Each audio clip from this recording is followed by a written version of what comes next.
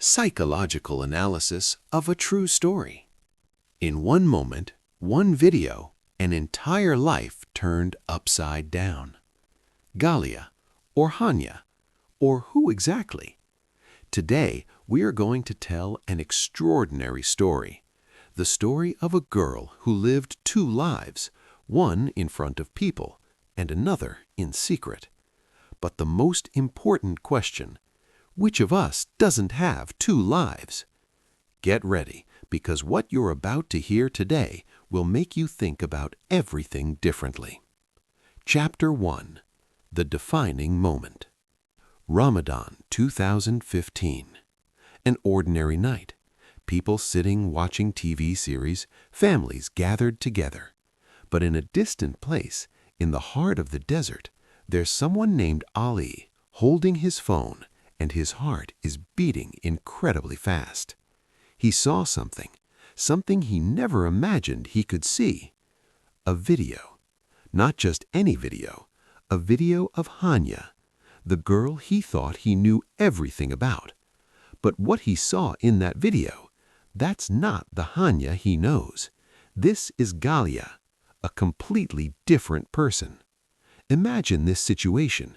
Imagine discovering that someone close to you is living a completely different life, a life you knew nothing about. Ali stood frozen in place, not knowing what to do. Believe? Deny? Confront? Stay silent? And this is the first important psychological question. Why do we sometimes choose to deny the truth even when it's right in front of us? The answer is simple.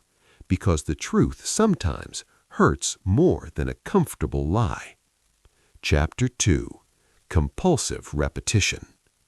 But the story didn't stop with Ali. The video spread. People started talking, and everyone had a different reaction.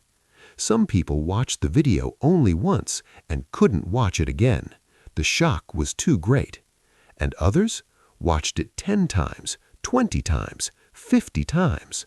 Why? This is what we call in psychology compulsive repetition. Repetition compulsion. When a person experiences a major shock, their brain tries to process what happened, and to process it, they relive the same moment over and over again, as if your mind is saying, maybe next time I'll understand, maybe next time I'll find an explanation. But the truth is, every time you watch, every time you return to the same pain, you're not healing the wound, you're opening it anew.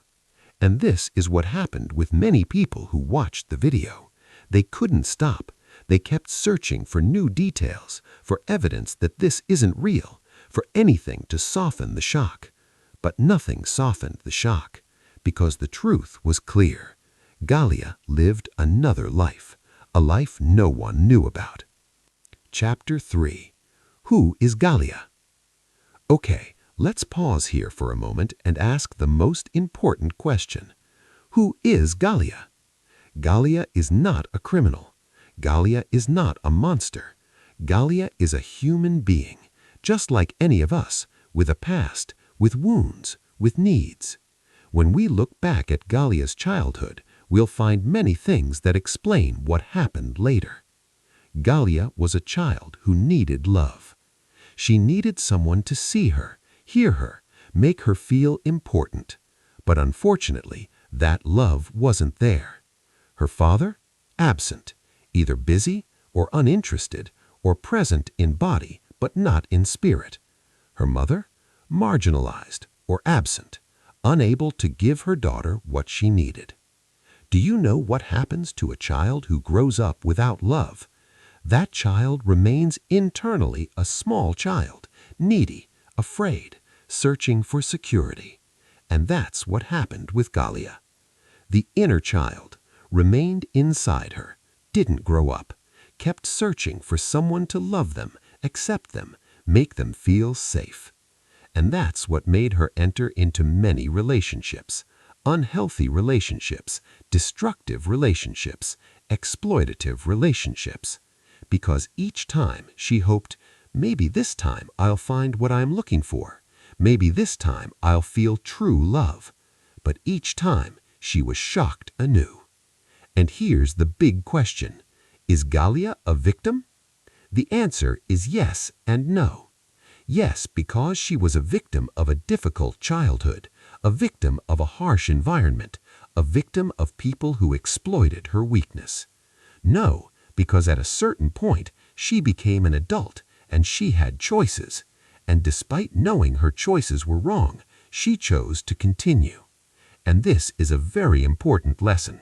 We all have a past. We all have wounds. We all have difficult circumstances. But at a certain point, we must take responsibility for our lives. Just because circumstances were difficult doesn't mean we keep blaming circumstances for the rest of our lives. Chapter 4. Destructive Relationships. Let's talk about something important: abusive relationships. There's a type of relationship where one party is controlling and the other is submissive. The controlling party uses many methods to maintain control. 1. Emotional manipulation.